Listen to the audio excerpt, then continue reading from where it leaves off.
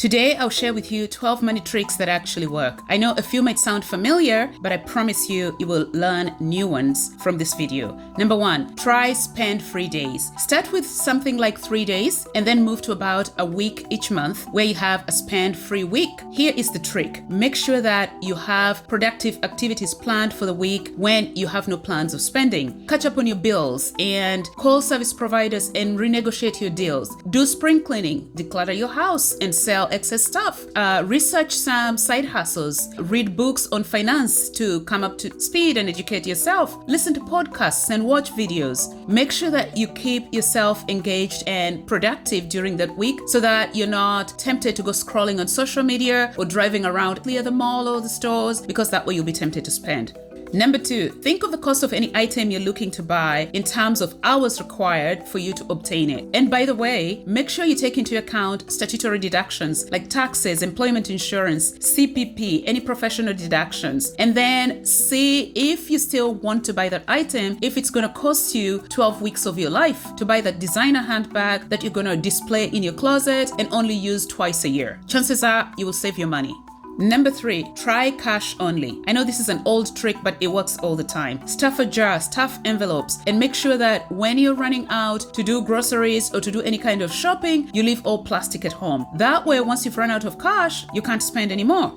So, number 4, close to number 3, literally freeze your plastic in a ball in your freezer. That way, once you run out of cash, you can't run home, especially when you're running errands or shopping, to come back and pick plastic to go and pick up the extra items that you just got excited about. Because if your plastic is frozen in your freezer, you're not going to come back and microwave it. That way, you'll be forced to stick with your cash budget.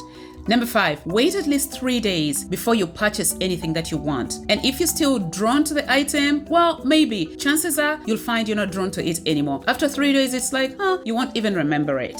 Number 6, do not go grocery shopping on an empty tummy. I know we've all had it, and most of us feel like, oh no, I have the discipline and the strength to do this. No, every item, every food item that is on sale will look attractive if you go grocery shopping on an empty tummy. You'll come back with items that were not on your list, and if it wasn't on your list, you didn't need it in the first place. So try not to go grocery shopping. The psychology is real. You go shopping on an empty tummy, you'll come back with a workload of stuff you didn't need.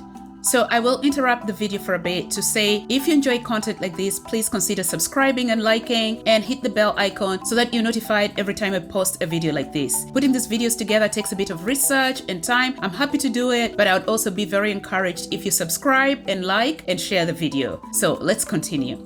Number 7, automate contributions to your savings account and to your investment accounts. The trick is to make sure that payments that are going to your savings and investment accounts come off exactly on your payday or immediately the day after. Part of the psychology of doing this is that you will feel a sense of obligation and treat contributions to your savings and investments like your regular bills. In fact, you'll have a sense of panic if the days are coming and you don't have money. You'll feel almost like you will be hit with an NSF, even if it is paying yourself. So that will force you to save. Automating contributions to your savings and investments will force you to save. Number 8, close to number 7, consider putting your savings in inaccessible accounts. Oftentimes, online accounts would be the most ideal because online accounts tend to pay a higher yield or a higher interest. They also often have zero fees, and oftentimes they're a hassle to access money. You don't have a debit card to them or checkbooks to them. So if you have to withdraw from an online account, oftentimes you need to request a transfer to your checking account, and that could be like 24 hours. And you find it's all a hassle, so you'll be resigned to let your savings grow. Number 9, try a minimalist lifestyle. Now, people tend to misconstrue a minimalist lifestyle for deprivation, but I like to think of it as purposeful living. Now, to be honest, I'm not exactly a minimalist, but as I get older, I've become more purposeful in my purchases and spending so that I spend only on things I need or I expect that I'm going to use. I do not spend willy-nilly on items that are on sale or because, everybody's buying. I've outgrown that phase in life. The other thing about a minimalist lifestyle, you'll come into additional money because you're going to want to declutter. You will find items that you can post online on Marketplace perhaps to sell for additional income. Number 10, dress up for wealth, like the truly wealthy. They are not showy, but they dress up in quality pieces. They do not often wear big, loud logos. So unless you know somebody is wealthy, but just looking at them, you can't tell that they're wealthy. And you know what is good about that? Oftentimes when invitations are being sent out for fundraisers or to pitch in for something, they'll pass by the wealthy person because they don't look the part. That way they get to even keep more of their money. So dress up like the wealthy. They're not showy. They wear few pieces, but that are quality and long lasting. This leads me to number 11. Consider having a capsule closet or wardrobe. A capsule closet is a collection of a few pieces of quality clothing that you can mix and match for different outfits, for different occasions. Oftentimes you'll have to spend a little more upfront, but they last longer and they're decent. You don't have to replace them often. So having a capsule closet will ensure that you have a smaller closet, but of quality clothes you don't have to replace often, and so you're not wasting money.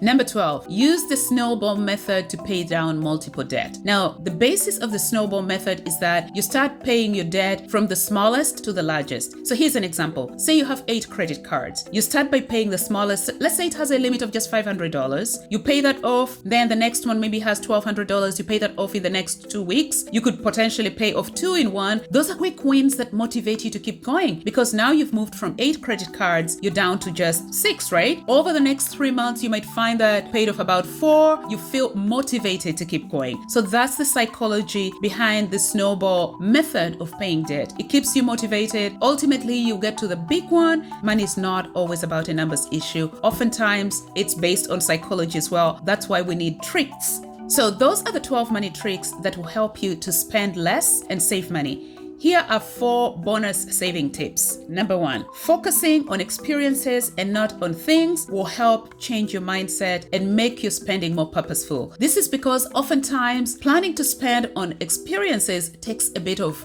planning, right? So you're not mindlessly spending. If you're going to go on a vacation, you can't just tap and go away. That's different than spending on things. So because you're going to take some time to plan, you'll find that you are saving money. You're more intentional. You're more focused other than spending on things, which is instantaneous. Also note that buying things often comes with additional costs of upkeep and maintenance. So by focusing on experiences, you will save yourself and you'll also be more disciplined with your money.